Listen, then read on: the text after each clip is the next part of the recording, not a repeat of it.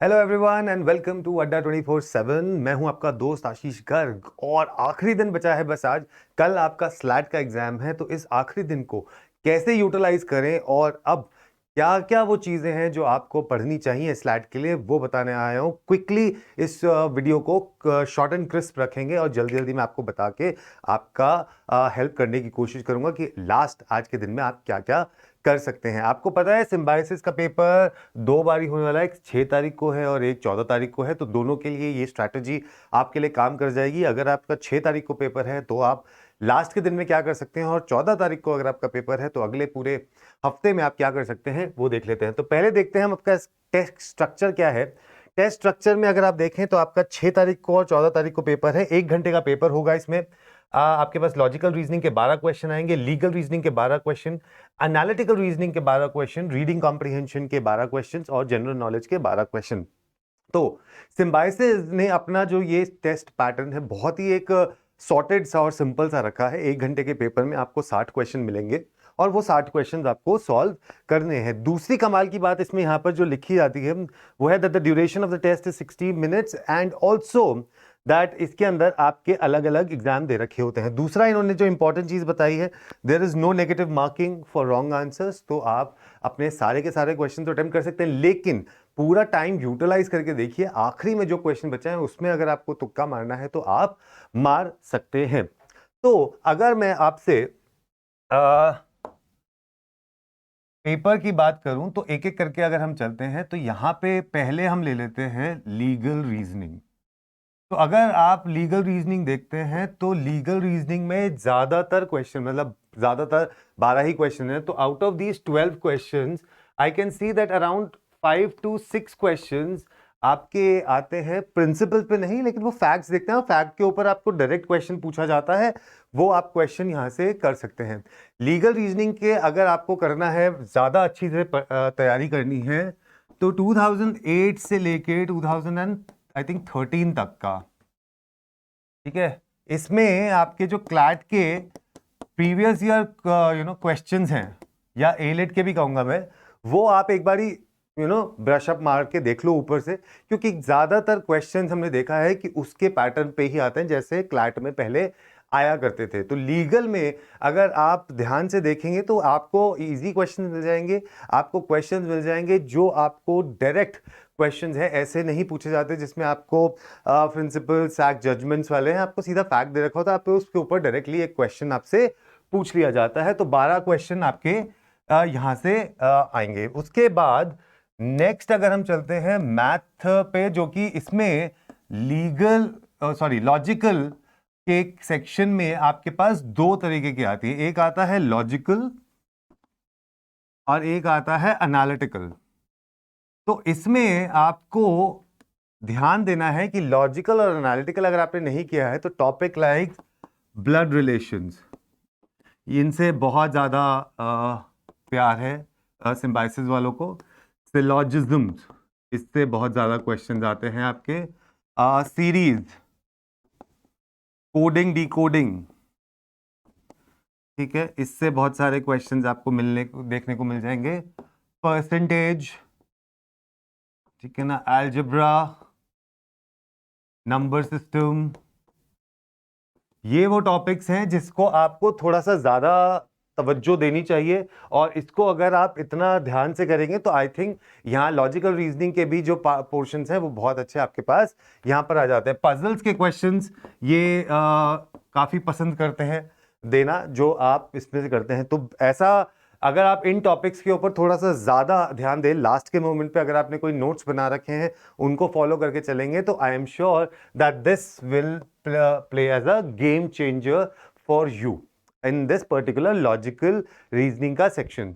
तो legal and logical में अगर आप इस तरीके से करेंगे, प्लस इसके प्रीवियस ईयर पेपर्स आपको इंटरनेट पे ढूंढने पे मिल जाएंगे, वहां से देखिए कि किस टाइप के क्वेश्चंस इन्होंने पूछे हैं, क्योंकि वो टाइप के क्वेश्चंस ये ज्यादातर देखते हैं रिपीट भी कर देते हैं क्वेश्चन पेपर्स में।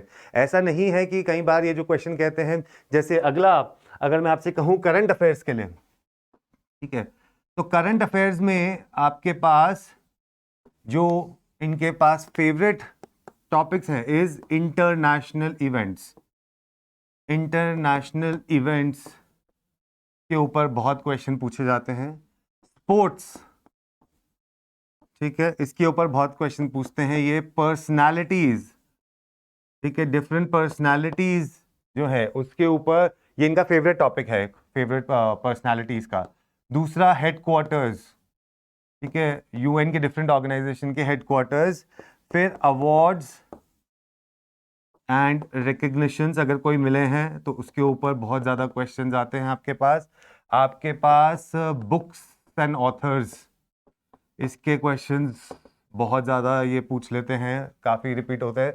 इसमें आपका स्टैटिक जीके भी क्वेश्चन आते हैं, लेकिन अगर हम 2019, 2020 और ऐसे सालों की बात करें तो इसमें करंट अफेयर्स के क्वेश्चन ज़्यादा थे in comparison to your static GK. तो ये वो कुछ पॉइंट्स हैं जिसके ऊपर आपको ज़्यादा वो देना है, ठीक है। कोई अगर बेसिक कोई पोस्ट अगर चेंज हुई है, उस पर कोई पर्सन चेंज हुआ है तो उसके बारे में इंफॉर्मेशन, तो ये करंट अफेयर्स पे हैं जो चीज़ें जो आपको आखिरी के दिन में एक ब्रश अप मार के कर लेनी चाहिए। और वहीं जब हम इंग्लिश की बात करते हैं तो इसमें आपको रीडिंग कॉम्प्रिहेंशन आता है, और ये रीडिंग कॉम्प्रिहेंशन